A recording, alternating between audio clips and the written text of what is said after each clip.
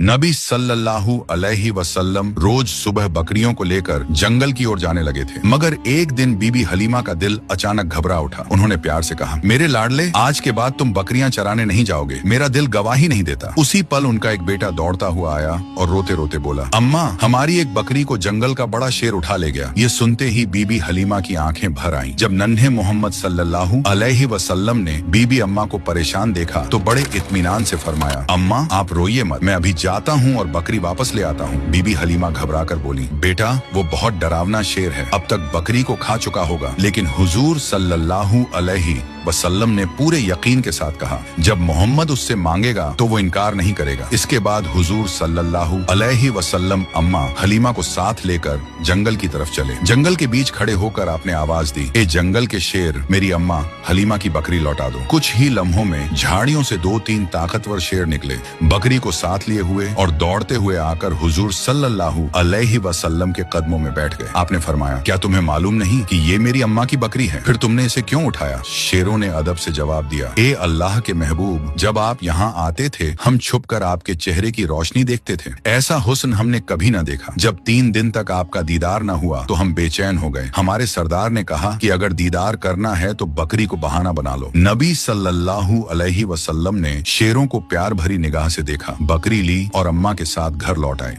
जब यह वाकया लोगों तक पहुंचा तो हर तरफ हैरत फैल गई। लोग कहने लगे, हलीमा का 3 साल का बेटा शेर से बकरी वापस ले आया। सब समझ गए कि यह कोई मामूली बच्चा नहीं है। इस तरह बचपन से ही नबी सल्लल्लाहु अलैहि वसल्लम की शान और पहचान बढ़ती चली गई। उसी दौरान एक दिन रेगिस्तान की हवा कुछ बदली बदली सी थी। बीबी हलीमा की झोपड़ी के पास बच्चे खेल रहे थे और नन्हे मोहम्मद सल्लल्लाहु अलैहि वसल्लम भी उनके साथ मासूमियत से खेल रहे थे। अचानक खेलते खेलते आपका चेहरा सफेद पड़ गया और आप जमीन पर गिर पड़े। उसी वक्त आसमान से 2 फरिश्ते उतरे। उनके हाथों में चांदी का तसला था जिसमें बर्फ और झमझम का पानी भरा हुआ था। उन्होंने नरमी से हुजूर सल्लल्लाहु अलैहि वसल्लम को उठाया, लिटाया और सीना मुबारक खोला। डर के मारे बच्चे भागते हुए बीबी हलीमा के पास पहुंचे और चिल्लाकर बोले, अम्मा, मोहम्मद के साथ कुछ अजीब हुआ है। बीबी हलीमा और उनके शौहर हारिस घबराकर दौड़े और देखा कि नन्हे मोहम्मद सल्लल्लाहु अलैहि वसल्लम जमीन पर लेटे हुए हैं। आगे की कहानी जानने के लिए पार्ट 4 जरूर देखें।